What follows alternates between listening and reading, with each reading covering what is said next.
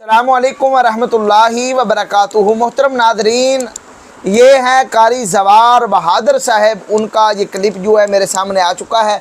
आपने अभी सबसे पहले ये जो क्लिप जो है ये समाप्त करना है। मुरीद के वाक़े से लेके अब तक कितना जुल्म किया गया और क्या क्या इनके साथ बर्ताव किया गया। अल्लामा फ़रूकुल हसन साहब जेल के अंदर मौजूद हैं और उनकी पेशी थी, वो भी सारे मामलात और जितना निज़ाम फिल वक्त चल रहा है, ये तमाम की तमाम बातें कारी जवार बहादुर साहब की ज़ुबानी और मुकम्मल तफसील के साथ हम आपके साथ शेयर करने जा रहे हैं। ये वीडियो आपके लिए है। अगर आपका TLP के साथ कोई ताल्लुक़ है, निस्बत है, प्यार है, मोहब्बत है, लगन है, तड़प है, ये वीडियो फिर आपके लिए है। अगर नहीं है कुछ तो फिर बिल्कुल वीडियो को छोड़ दीजिएगा। अगर आपकी मोहब्बत है, कहीं ना कहीं इनसे हमदर्दी है, वीडियो लाजमी देखिएगा। और ये वीडियो देख के शेयर करना, कमेंट करना, अपनी राय का इजहार करना आपकी जिम्मेदारी है। जल्दी से समाप्त कीजिएगा जी। मियाँ शहबाज शरीफ साहब सऊदीया गए हुए हैं, तुर्किया भी जाएंगे शायद, और फील्ड मार्शल साहब ईरान गए हुए हैं मोहसिन नकवी साहब को लेकर। वाकफान हाल कहते हैं कि मामला तय करवाने की पूरी कोशिश हो रही है। ईरान को अमरीकी शराइत पे आमादा करने के लिए फील्ड मार्शल साहब कोशिश कर रहे हैं, और सऊदी अरब का किरदार इस सारे मामले में इस लिहाज से मैं खुश हूँ कि पीस जो बोर्ड बना था, गजा पीस बोर्ड, उसमें भी सऊदीया वाहिद मेरा ख्याल इस्लामी ममालिक में से था जो अभी तक सारी जिसने शराइत अमेरिका की नहीं मानी। अब बाकी सारे तो हाजिर थे हाथ बांधे हुए के जरूर माई बाप जो आप कहेंगे।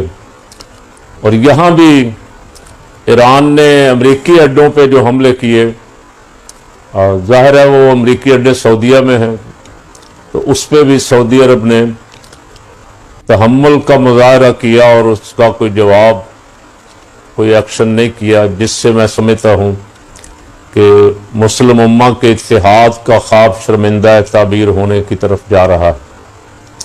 UAE वाले इसराइल के एजेंट बने हुए हैं, काफ़ी देर से खबरें तो हम सुन रहे थे, और बादशाही अपने तकब्बर, गुरूर और बादशाहत के नशे में बदमस्त होके उनको ये भी भूला हुआ कि हम मुस्लिम हैं, हमें हमारी क्या क्या हमारे लिए क्या क्या हद बंदियाँ हैं, हमें कहाँ तक जाना चाहिए, किधर नहीं जाना चाहिए। आपको याद होगा उन्होंने बहुत बड़ा मंदिर बना के मोदी को दिया, और इंडियन अब भी पाकिस्तानियों से बड़ी तादाद में वहाँ ज़्यादा है, और UAE इन्वेस्टमेंट भी इंडिया में बहुत बड़ी इन्वेस्टमेंट, पाकिस्तान को 2.5-3 अरब डॉलर दे के उसका भी एहसान, जबकि पाकिस्तानियों की बहुत बड़ी इन्वेस्टमेंट UAE में, अगर पाकिस्तानी वहाँ से अपना पैसा निकाल लें तो अरबों डॉलर ये धड़ाम से ज़मीन पे आ गिरे UAE। एक वक्त था ये पाकिस्तान की मर्जी के बगैर उठ बैठ भी नहीं सकते थे, और पाकिस्तान के हर मसले में खुसूसन दिफा में मोहताज थे। अब इनके पास पैसा आया, बड़ी ताकतों को इन्होंने बता देना शुरू कर दिया, और उस वक्त से फिर पाकिस्तान को आंखें दिखानी शुरू कर दी। एक नंबर 2, पाकिस्तान में बदकिस्मती से हुकूमतें ऐसी आईं, उन्होंने ऐसे ऐसे घटिया किरदार अदा किए, अपने मुल्क को लूटा, पैसा बाहर ले गए, और खुद कशकोल उठा लिया, कभी इधर कभी उधर कभी उधर, 1-2 अरब डॉलर मांगते फिरते हैं, और कहते हैं हम मांगने नहीं आए, लेकिन क्या करें, मजबूरी है। अभी ताज़ा 2-4 दिन हुए बयान है पाकिस्तान के वजीर दाखिला जनाब मोहसिन नकवी साहब का। कराची में उन्होंने कहा कि पाकिस्तान में पिछले 3 साल के दौरान 100 अरब डॉलर मुल्क से बाहर चला गया, और साथ फिर ये कहा कि मैं सारे की वापसी की बात नहीं करता, अगर इसमें से 30-40% भी वापस आ जाए तो हमारे पास 8-10 अरब डॉलर वापस आ सकता है। हम जो ये भीख मांग रहे हैं किसी से 1 अरब डॉलर की, किसी से 50 करोड़ डॉलर की, इससे हमें निजात मिल सकती। तो वज़ीर दाखिला साहब, आप 3 साल से वज़ीर दाखिला हैं, आप बता रहे हैं कौम को, इसको ये 100 अरब डॉलर जो बाहर गया है इसको रोकना किसकी जिम्मेदारी थी? नैब क्या कर रही है? आपके इदारे क्या कर रहे हैं? आप कौम पे ये एहसान करें कि उनके नाम तो लें कम से कम जिनका पैसा बाहर गया, नाम ही ले लें।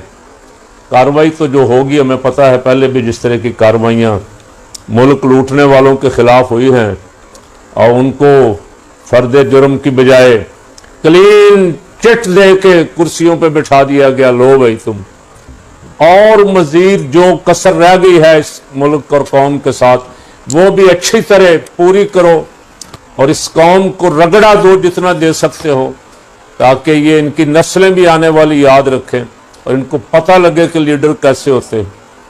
तो बाहर से वैसे पैसे लाते हुए लोग डरते भी हैं, जो ले जाएं वो कहते हैं इसको बचाएं किसी तरह, बाहर ही रहें तो अच्छा है।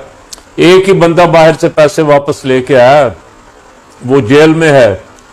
190 मिलियन पाउंड की अमाउंट एक बंदा बाहर से लेके आया मुल्क में और सुप्रीम कोर्ट के अकाउंट में जमा हुई, वो उसकी सजा भुगत रहा है। जिनके स्विस बैंकों ने कहा कि इनके पैसे यहां पड़े हुए हैं, बेनामी पड़े हुए हैं, इनको आके ले जाओ, पैसे भी नहीं आने दिए गए और उनको दोबारा से बारह फिर वजारतें और सदारतें और इख्तिदार दे दिया गया। अल्लाह करीम इस मुल्क पे मेहरबानी फरमाए। मोहसिन नकवी साहब को हिम्मत करें, आसिम मुनीर साहब ने अपने जिम्मे लिया था इस मुल्क की मईशत हम ठीक करेंगे, कोई बनाया था फॉरम भी इसके लिए, पता नहीं FISF क्या, मुझे नाम उसका याद नहीं है सही तरह।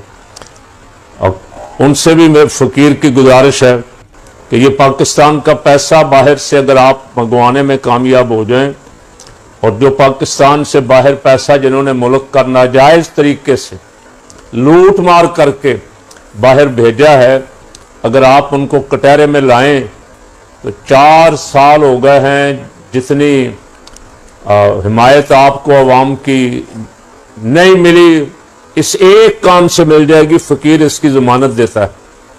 आप लुटेरों को जिन्होंने पैसा मुल्क से बाहर ट्रांसफर किया है उनको पकड़ें और उनसे पैसा निकलवाएं, ताकि ये हमारा कशकोल टूट जाए और हम अपने मुल्क के दिफा की आज़ादाना पॉलिसियां बना सकें, हम मुस्लिम उम्मा के इत्तिहाद के लिए कुछ कर सकें, मुस्लिम उम्मा को एक प्लेटफार्म पे ला सकें और इसराइल जैसे बदमाश को मुंह तोड़ जवाब दे सकें। और मैं फिर इस दुआ के साथ कि अल्लाह करे जो अमन की कोशिशें हो रही हैं वो कामयाब हों और इंसानों का कत्ले आम और पूरी दुनिया में गरीब की जो हालत हो गई है इस महंगाई की वजह से, पेट्रोल, डीजल, बिजली, गैस नापेद, और जो गरीब की हालत हो गई है, अल्लाह करे ये कुछ बेहतरी की तरफ आ जाए। और बेहतरी की तरफ तब भी आएंगे जब ये आलमी हालात जो हैं जंगों की बजाय अमन की तरफ जाएंगे। अल्लाह ताला इस मुल्क का हामी व नासिर हो, इस मुल्क पे अल्लाह ताला करम फरमाए और जो मामलात तय करने की कोशिश हो रही हैं वो खैर व आफियत के साथ तय हो जाए।